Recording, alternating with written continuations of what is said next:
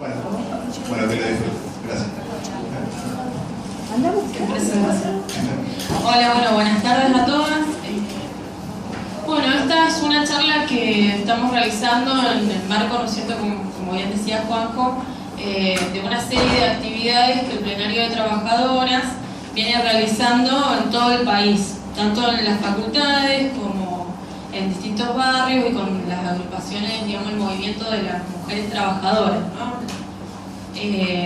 ¿Cuáles son los desafíos que tenemos? ¿No? Muchísimos.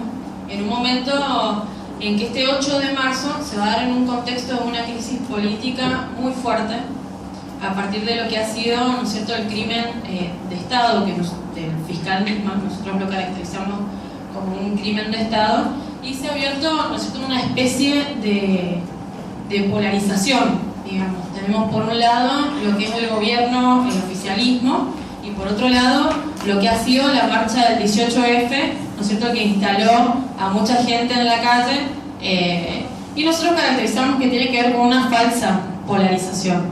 ¿Por qué? Porque tienen un punto en común. A partir de esto han saltado muchísimas cuestiones que en el movimiento de lucha de las mujeres que peleamos por una independencia del movimiento de mujeres, una independencia del Estado, una independencia de la Iglesia, es decir, de todo el sector clerical.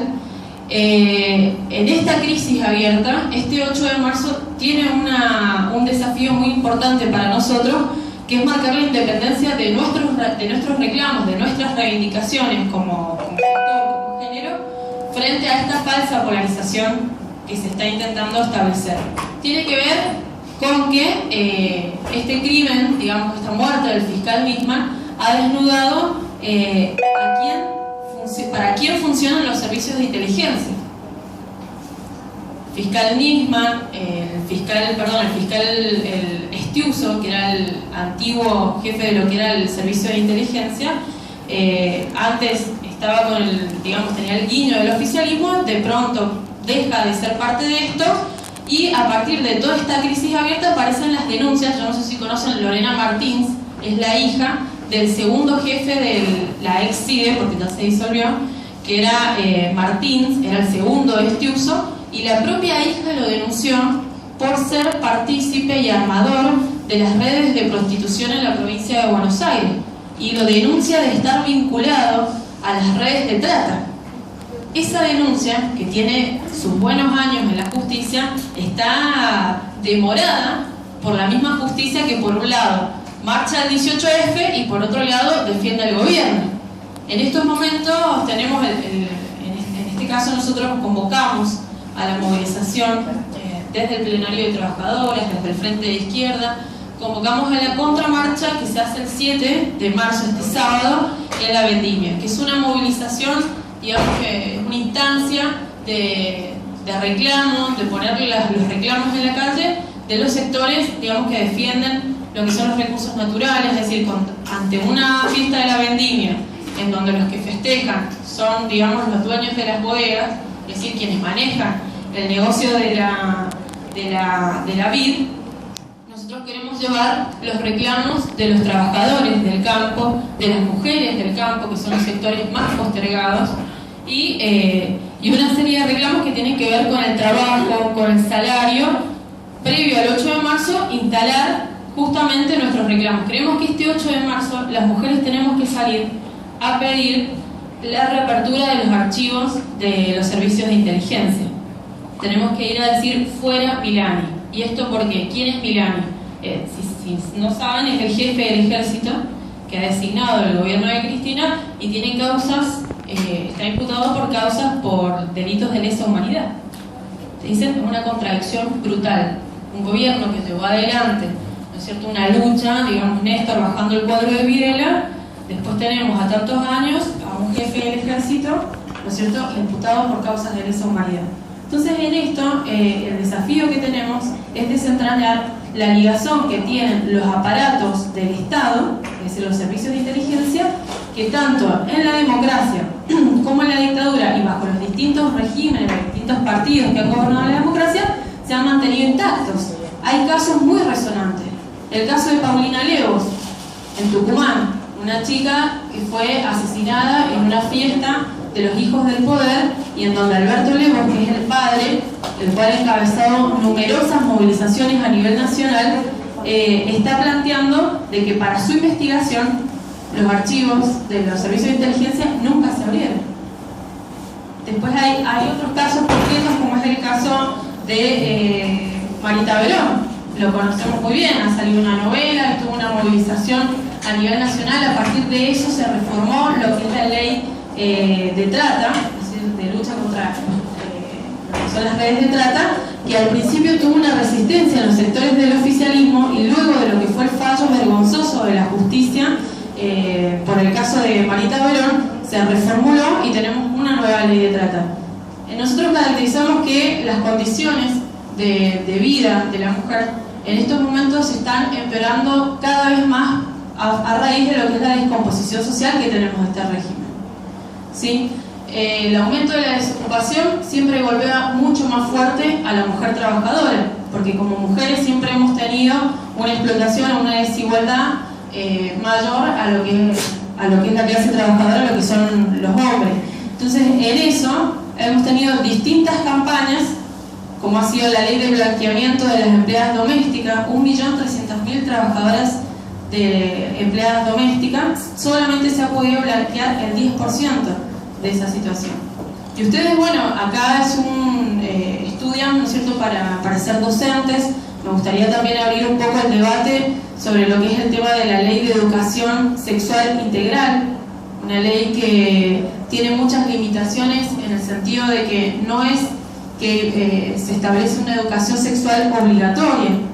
En esto, previo a la educación sexual, tiene que pedirse permiso, autorización a los padres, está manejada o controlada, digamos, por los directores de los distintos institutos y no logra aplicarse en un 100%, digamos, lo que es la educación sexual.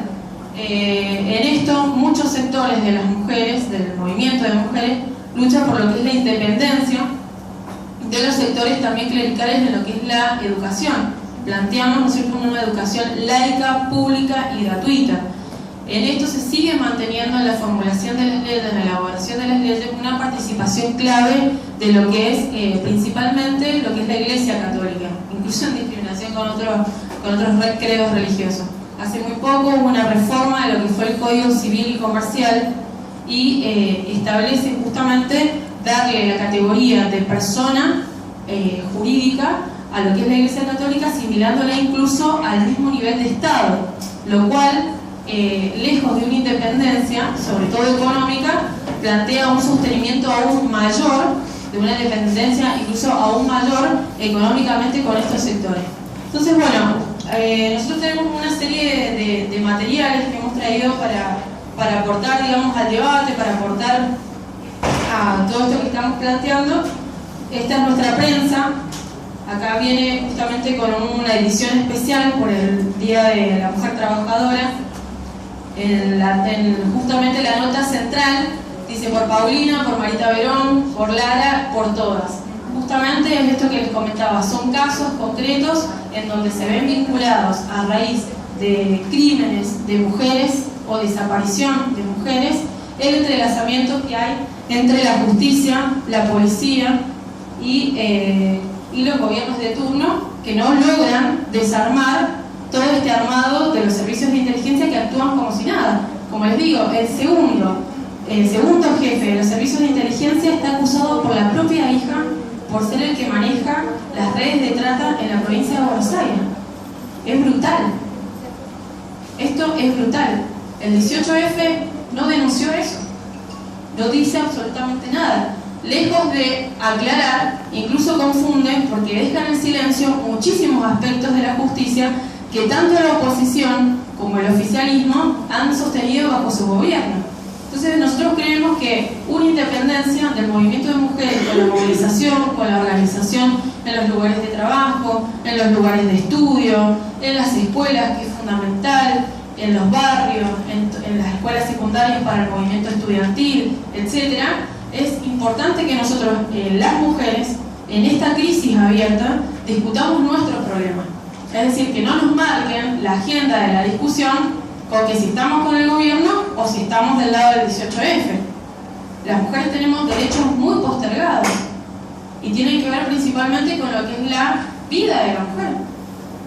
En estos años de kirchnerismo, la muerte en las mujeres en su periodo de gestación ha aumentado muchísimo.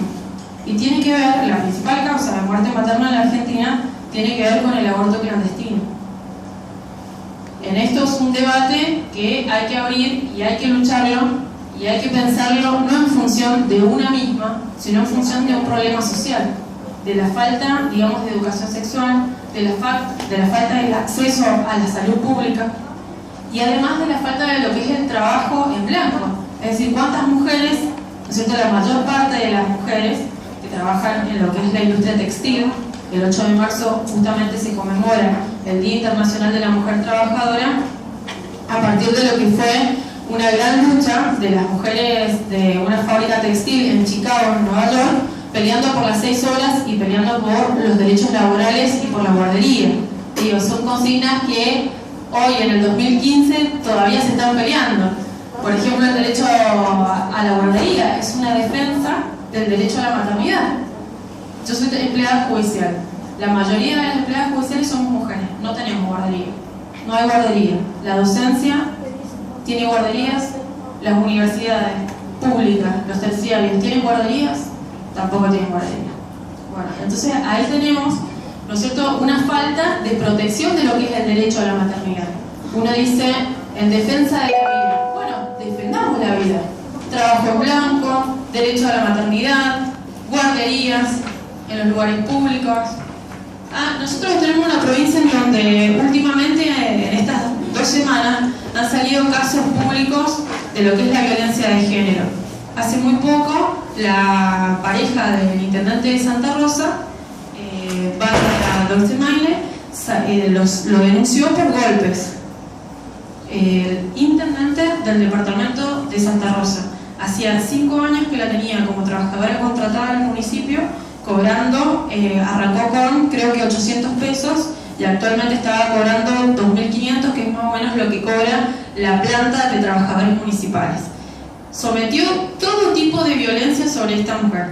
Es decir, todos los tipos de violencia que ejerce el Estado, el sistema sobre la mujer, se vieron expresados en este caso de Bárbara. Una violencia institucional, una violencia psicológica, física, un abuso de poder. La tenía sometida económicamente en el sentido de que cobraba una miseria, no estaba en blanco. Y bueno, finalmente terminó poniéndole la denuncia porque recibió una paliza de parte de un intendente que busca la reelección en Santa Rosa. Un departamento que está al borde de la quiebra.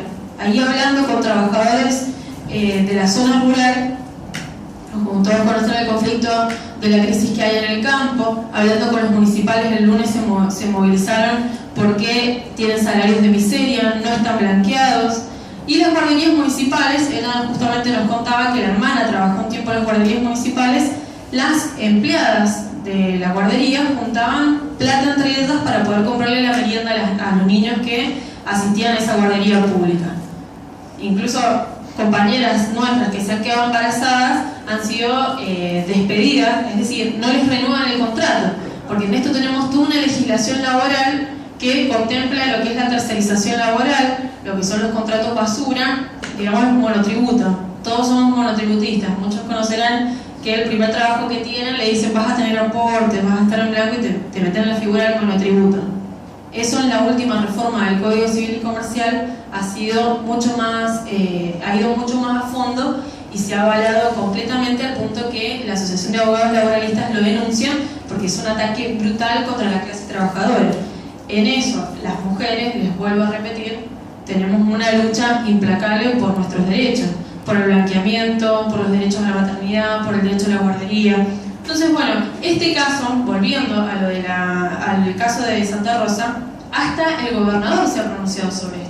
Y Paco Pérez ha salido a decir, bueno, esto es un problema de intimidad, es un problema de Bárbara, digamos, y de Sergio Salgado. ¿Cómo? A ver, es un intendente de un municipio. Ejerció todo tipo de violencia sobre estas mujeres y ahí quedó expresado lo que es la descomposición de un régimen político, es decir, de los varones del poder que tienen a cargo municipios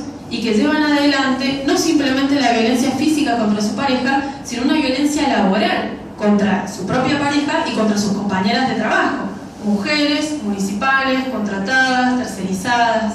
Entonces, bueno, ahí hay todo un desafío en Santa Rosa y en la provincia por motorizar esta organización de mujeres que puedan realmente poner en la calle, poner en la justicia incluso, la movilización política por la defensa, ¿no es cierto?, de nuestros derechos.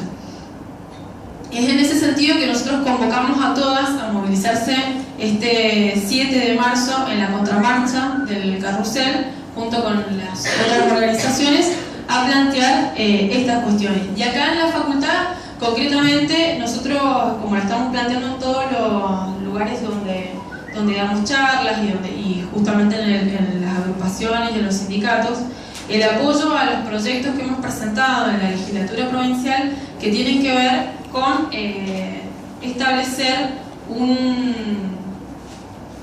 una legislación que nos permita, por ejemplo, las guarderías en los lugares de estudio, ¿sí? en los lugares de trabajo, en el caso que no se pueda, por una cuestión de habilitación física, el pago por él, digamos, el adicional, para que las madres que son trabajadoras puedan pagar la guardería, es decir, como protección a la maternidad.